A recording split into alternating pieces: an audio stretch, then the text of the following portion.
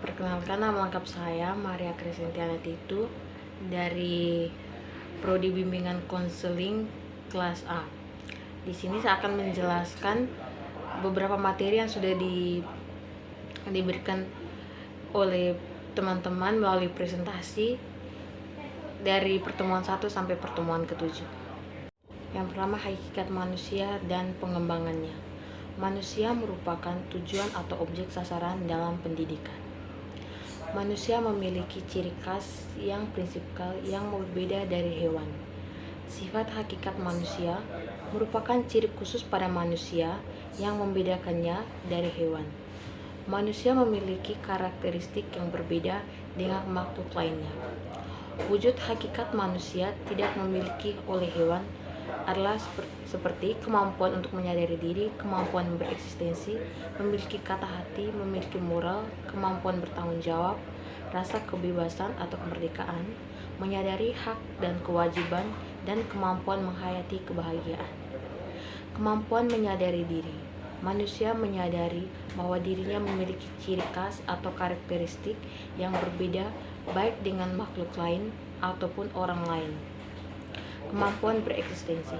Kemampuan bereksistensi merupakan kemampuan diri menerobos mengatasi batas-batas yang membelenggu dirinya. Kata hati merupakan kemampuan membuat keputusan atau bagian suara bisikan hati kita berkaitan dengan suatu perbuatan yang baik dan benar. Moral disebut sebagai etika atau perbuatan. Moral dan kata hati memiliki perbedaan yang berarti bahwa seseorang yang memiliki kata hati yang tajam belum tentu moralnya baik. Yang kedua, unsur-unsur pendidikan. Pendidikan merupakan suatu proses membantu, menumbuhkan, mengembangkan potensi peserta didik serta mendewasakan. Adapun pengertian pendidikan menurut para ahli bahwa pendidikan adalah usaha sadar yang dilakukan oleh keluarga, masyarakat, dan pemerintah melalui kegiatan bimbingan, pengajaran, dan latihan yang berlangsung di sekolah dan di luar sekolah sepanjang hayat untuk mempersiapkan peserta didik agar dapat menjalankan peranan dalam berbagai lingkungan secara tetap untuk masa yang akan datang. Adapun fungsi dari pendidikan. Yang pertama, pendidikan sebagai transformasi budaya. Pendidikan dianggap sebagai pewarisan budaya dari generasi sebelumnya pada generasi selanjutnya. Kedua, pendidikan sebagai proses pembentukan pribadi. Terbentuknya kepribadian peserta didik dan sistematika yang berlangsung dalam semua lingkungan, yakni lingkungan rumah, lingkungan sekolah, dan lingkungan masyarakat.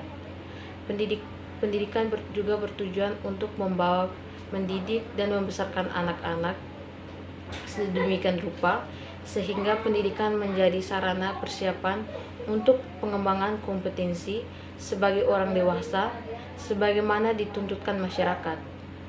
Adapun beberapa unsur-unsur pendidikan. Yang pertama, peserta didik. Ciri-ciri peserta didik sebagai berikut. Pertama, individu yang memiliki potensi. Kedua, individu yang sedang berkembang. Ketiga, individu yang membutuhkan bimbingan dan perilaku manusiawi. Keempat, individu yang memiliki kemampuan mandiri. Kedua, pendidik adalah orang yang bertanggung jawab terhadap pelaksanaan pendidikan. Ketiga, interaksi edukatif antara peserta dan pendidik pada dasarnya adalah komunikasi timbal balik antara peserta didik dan pendidik. Empat, materi. Materi dibagi menjadi dua, yaitu materi inti dan materi muatan lokal. Kelima, alat dan metode. Fasilitas yang diadakan untuk mencapai tujuan pendidikan. Keenam, lingkungan pendidikan seperti sekolah, keluarga, dan masyarakat. Yang ketiga, landasan dan asas-asas pendidikan. Landasan pendidikan merupakan seperangkat asumsi-asumsi yang menjadi dasar pijakan dalam rangka pelaksanaan pendidikan. Adapun landasan-landasan pendidikan di Indonesia sebagai berikut. Yang pertama, landasan religius. Kedua, landasan filosofi. Ketiga, landasan hukum. Keempat, landasan historis. Kelima, landasan psikologis. Keenam, landasan budaya. Ketujuh, landasan sosiologis. Kedelapan, landasan iptek. Kesembilan, landasan ekonomi. Asas pendidikan merupakan suatu kebenaran yang menjadi dasar atau tumpuan berpikir baik pada tahap perancangan maupun pelaksanaan pendidikan. Beberapa asas-asas dalam pendidikan.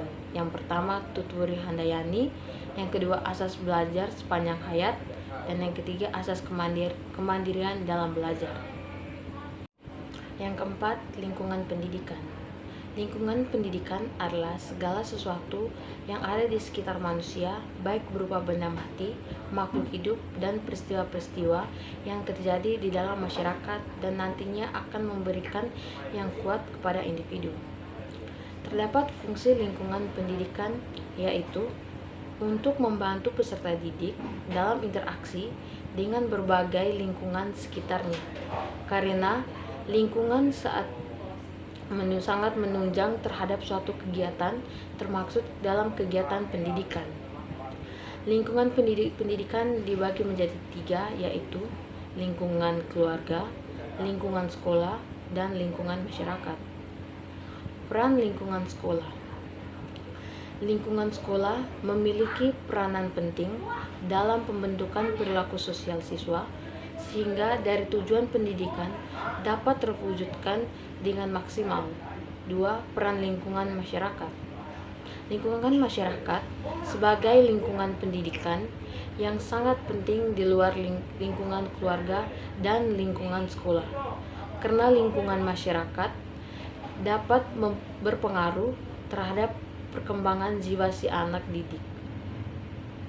Sekian presentasi dari saya.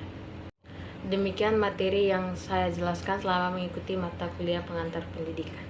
Sekian dan terima kasih.